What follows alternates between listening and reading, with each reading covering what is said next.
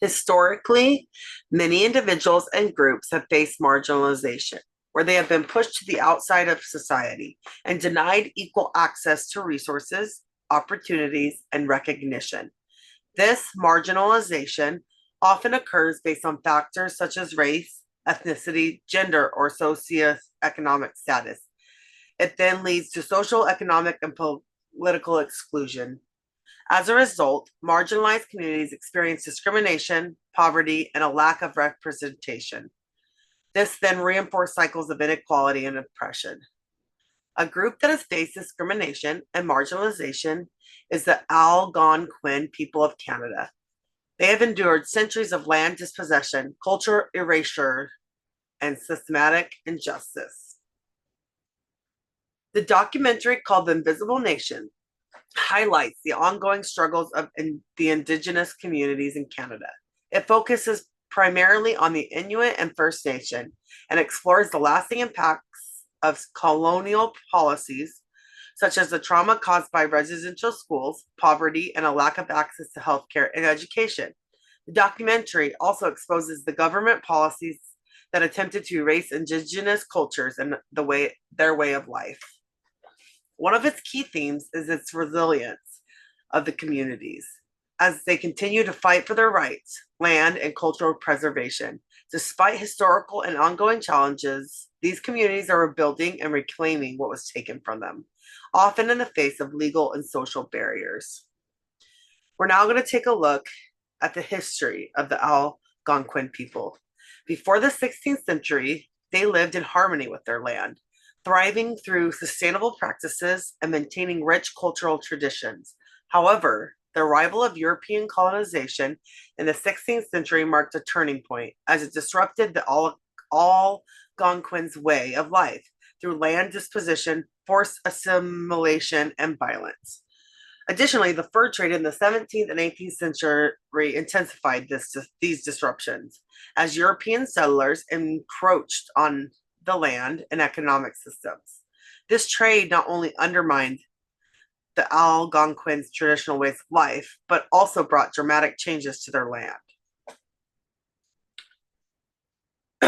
In the 1830s, the introduction of the Indian Act in Canada marked a significant step in the systematic marginalization of Indigenous peoples. This legislation restricted their sovereignty and land rights, which lead to forced relocation and further entrenched oppression. Then in 1876, Canada established its first residential school system, which was designed to assimilate Indigenous children by erasing their cultural identities. The policy caused deep and lasting trauma, with the effects of these schools still felt by generations of families today. During the 1950s and 60s, these assimilation policies intensified as the government sought to erase Indigenous culture, including banning traditional ceremonies and languages. In 1969, the introduction of the white paper policy further deepened the struggle for Indigenous recognition and rights by proposing the elimination of Indian status and Indigenous land claims.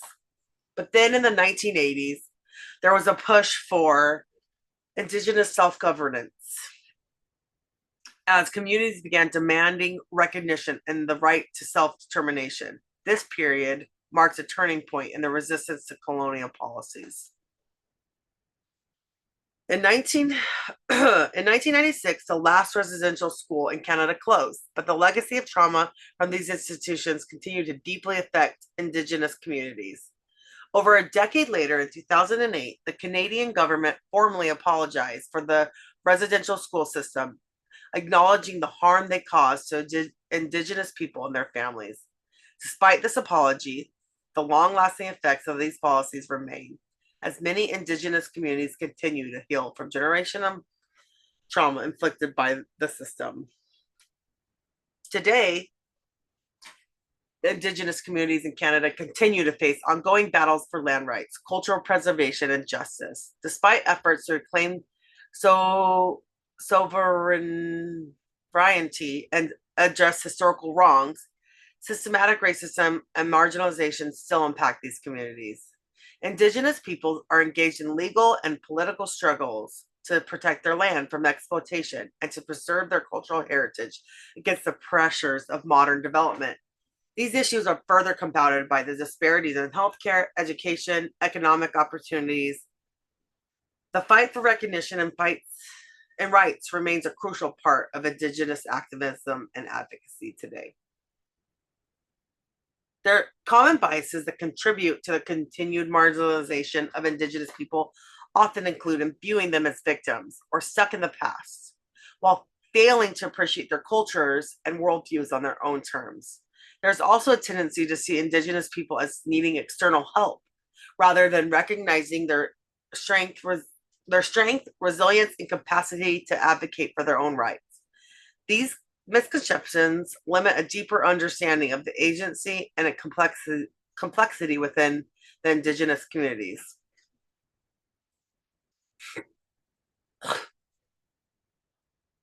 The impact of biases and historical marginalization on social work can be significant, particularly when social workers lack cultural understanding. Cultural insensitivity can result in unintentional harm by imposing mainstream norms and values without considering the cultural relevance and unique needs of the Indigenous community. This lack of awareness can reinforce systematic oppression while also failing to address historical trauma, and then can perpetuate colonial attitudes and contribute to the erasure of Indigenous cultures. Additionally, without strong advocacy, there are missed opportunities for policy reform and systematic change. Bias and cultural misunderstandings also undermine the trust and relationship building, which is essential in the social work practice. When social workers fail to recognize and respect cultural differences, they may not be seen as credible allies. In conclusion, I chose this documentary because the school I am interning at is largely made up of Indigenous students from the area, and I've seen firsthand the challenges they face related to discrimination and marginalization. Many of these students deal with systematic barriers that affect their education, health, and overall well-being. As I've learned more about the Indigenous communities, both here in Arizona and in Canada, I've come to recognize and realize how deeply these issues are rooted in history, from forced assimilation policies to lasting effects of residential schools and land disposition. It's been eye-opening to see how these historical traumas continue to impact these communities today. I feel that understanding their struggles and resilience is crucial to better supporting them. This documentary has helped me gain a deeper appreciation for their strength and the ongoing fight for justice and recognition.